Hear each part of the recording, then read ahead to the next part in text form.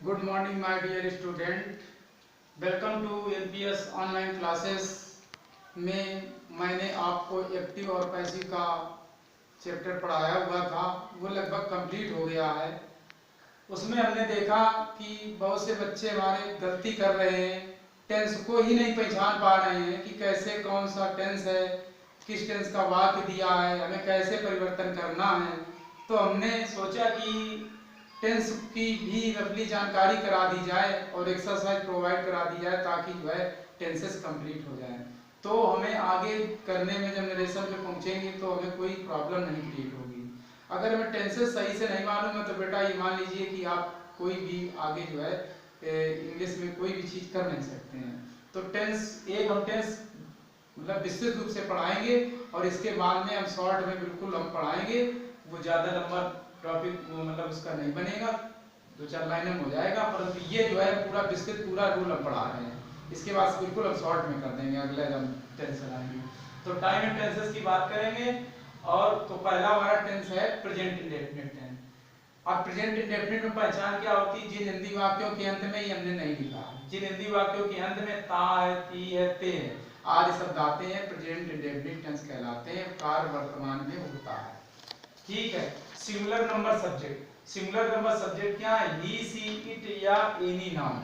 Noun तो मतलब लड़का हो गया या लड़की हो गया या किसान हो गया, कोई तुम्हें सिंगुलर की जानकारी हो तब उसके साथ में वर्ब की फर्स्ट फॉर्म और उसके साथ में यस या यस वाली यस लगा देंगे। ठीक है। और plural number subject, plural number subject देखो एक ही बार लिखें, बार बार नहीं लिखेंगे। आई, वी, यू, दे और एनी प्लूरल नाउन के साथ वर्ब की फर्स्ट फॉर्म लगाएंगे। इसके साथ में यस या यस वाली फॉर्म नहीं लगाएंगे। ठीक है। अब आते हैं अफर्मेटिव सेंटेंस साधारण वाक्य। इसमें रूल क्या है? सब्जेक्ट प्लस वर्ब की फर्स्ट फॉर्म, वर्ब की फर्स्ट फॉर्म और या यस होगा। मतलब इसमें से कोई जब वर्ब सब्जेक्ट सिंगुलर नंबर का होगा तो यस या यस वाली फॉर्म लगी होगी और प्लस ऑब्जेक्ट लगा होगा, अदर लगा और प्लस प्रिडिकेट लगा होगा। जैसे वे एक गीत गाते हैं, हमने पहचान कहां से जाना? थे हैं से जान गए। अब इसके बाद सब्जेक्ट देखते हैं।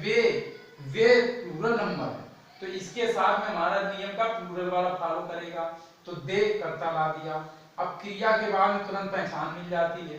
गाते तो सिंग हो गया, क्योंकि देखो हमने जो वर्ब की फर्स्ट फॉर्म लगाए या ईएस लगा दिया हमने, ईएस वाली तो हमारी कर्ता जो प्लूरल है तो वर्ब की फर्स्ट फॉर्म आएगी और सिंग अ सॉन्ग ऑब्जेक्ट हो जाएगा। और अदर दिया नहीं है तो अदर कोई मतलब ही नहीं रखेंगे। अब निगेटिव सेंटेंस नकारात्मक वाक्य, नकारात्मक में हमने लिख दिया सिंगुलर नंबर सब्जेक्ट के साथ, सिंगुलर नंबर सब्जेक्ट के साथ डज नॉट और प्लस फर्स्ट फॉर्म लगा देंगे, क्योंकि जो तुम ईएस या ईएस फॉर्म लगाते हो ये इसमें लग जाती है तो इसके साथ वर्ब की फर्स्ट फॉर्म आ जाती है। और प्लूरल नंबर सब्जेक्ट के साथ में डू नॉट लगाते।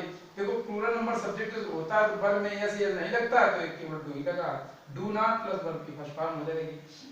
इसका रूल क्या है? Subject plus helping verb, does not या do not plus first form और प्लस ऑब्जेक्ट प्लस अदर होगा तो अदर लगा देना और प्लस एग्जाम्पल, मैं एक किताब नहीं खरीदता हूं। अब देखो नहीं से जान गए, नकारात्मक पहचान यहां से मिल गई। अब देखते हैं सब्जेक्ट सिंगुलर नंबर है प्लूरल नंबर है। देखा सब्जेक्ट प्लूरल नंबर तो सीधा सीधा हमने डू नॉट लगा दिया। अब खरीदना की क्या हो जाएगी? भाई हो जाएगी। आप लोगों को बताया पीछे से अंग्रेजी उठाते चले जाओ। और खरीदता क्या खरीदता? एक किताब खरीदता, अब बुक हो गया। ठीक, ये हमारा निगेटिव हो गया। अब इंट्रोगेटिव, इंट्रोगेटिव प्रश्नवाचक वाक्य, प्रश्नवाचक वाक्य में क्या है? हेल्पिंग वर्ब डू या does plus subject plus verb की first form plus object plus other plus questioning mark हो जाएगा। ठीक है। क्या वे पूजा करते हैं? अब हमने क्या से जान गए? प्रश्नवाचक वाक्य है। और तो इसमें देखिए सब्जेक्ट क्या है? सब्जेक्ट वे है। वे हमारा क्या प्लूरल नंबर का है तो प्लूरल नंबर का है तो इसके साथ में हम सहायक क्रिया क्या लगा दी? डू लगा दी, दे लगा दिया। अब सीधा सीधा पूजा करना क्या होता है? वर्शिप माने पूजा करना होता है, क्वेश्चनिंग मार्क लगा दिया। अब इंट्रोगेटिव निगेटिव इसमें हमने पूरी मीनिंग लिख दी है इसलिए हमने शॉर्ट में लिख दिया है तो आप लोग ध्यान रखना। तो इंट्रोगेटिव निगेटिव क्या आएगा? डू या does plus subject plus not plus verb की first form plus object plus other है प्लस क्वेश्चनिंग मार्क। जैसे क्या हम एक किताब नहीं क्या हम एक कविता नहीं याद करते हैं? अब देखते हैं, पहचान वही हो गई, नहीं से जान गए नकारात्मक है, क्या से जान गए पृष्ठवाची, पृष्ठवाची नकारात्मक हो गया। अब सब्जेक्ट क्या है, वी, वी हमारा पूरा नंबर, तो वी के अनुसार हम एम्प्लियन क्या लगा दी, यू लगा दिया, वी लगा दिया सब्जेक्ट, और नहीं है नॉट लगा दिया। और लर्न याद करना कि क्या, लर्न क्या याद करता, आप पोएम, तो ये पोएम लगा दिया, ठीक है, और क्वेश्चनिंग मार्क लगा दिया। अदर नहीं दिया तो उससे कोई मतलब नहीं रखेंगे। अब 5 नंबर में आप क्वेश्चनिंग वर्ड सेंटेंस आ जाता, प्रश्नसूचक वाक्य, मतलब जो है इसमें क्या होता है, प्रश्नसूचक वाक्य में जो प्रश्नसूचक शब्द वाक्य के अंदर दिया होगा उसको हेल्पिंग वर्ब के पहले लगा देना होगा। तो क्वेश्चनिंग वर्ड हो गया, डू या डज में से कोई एक आ जाएगी, प्लस सब्जेक्ट आ जाएगा, प्लस वर्ब की फर्स्ट फॉर्म हो जाएगी, प्लस ऑब्जेक्ट हो जाएगा, plus other, plus questioning mark हो जाएगा। जैसे मैं उसे क्यों पढ़ाता हूँ, पहचान हो गई। अब देखो क्यों ये है, तो अब ये क्वेश्चनिंग वर्ड है, वाक्य के अंदर दिया, इसकी अंग्रेजी लिखी जाएगी, तो वाई हमने लिख लिया, वाई लिख दिया। अब डू या डज में से एक कोई लाना है, तो सब्जेक्ट देखें, सब्जेक्ट हमारा क्या है, प्लूरल नंबर है, तो इसका मतलब डू आ गया। अब पढ़ाना की क्या होती है, पढ़ाता की टीच हो जाएगी, और उसे की क्या, लिंग हो जाएगी। अब क्वेश्चनिंग वर्ड नेगेटिव में आते हैं, तो क्वेश्चनिंग वर्ड नेगेटिव का जो ये रूल है, यही रूल रहेगा जो सब्जेक्ट के बाद में नॉट लगा देना, इसलिए हमने यहाँ पर रूल नहीं लिखा। तो आप लोग चाहे तो लिख लेना, नहीं लिख लेना तो ध्यान रखना कि ऐसा हमारा रूल होता है। तो क्वेश्चनिंग वर्ड नेगेटिव क्या, तुम उसे कहाँ नहीं बुलाते हो। अब कहाँ से जान गए प्रश्नसूचक वाक्य, नहीं से जान गए नकारात्मक, प्रश्नसूचक नकारात्मक वाक्य हो गया। अब तो हमने कहाँ की अंग्रेजी वाई लगा दी, अब तुम के अनुसार हमारी जो हेल्पिंग वर्ब डू लगा दिया, और जो यू लगा दिया, नहीं है तो नॉट लगा दिया, और काल माने बुलाते हो उसको भी क्या हो जाएगी, हिम हो जाएगा, इस प्रकार से।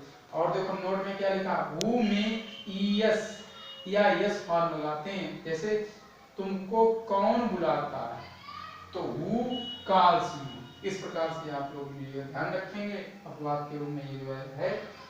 तो इस प्रकार से हमने प्रेजेंट इंडेफिनिट का अध्ययन किया, और इसमें जो है आपको हम एक्सरसाइज प्रोवाइड कराएंगे, उसको जो है आप अच्छी तरीके से करके और उनको पोस्ट करेंगे, जिससे हम उसको चेक करें और देख सकें क्या आप कमियां कर रहे हैं। Thank you for seeing this video.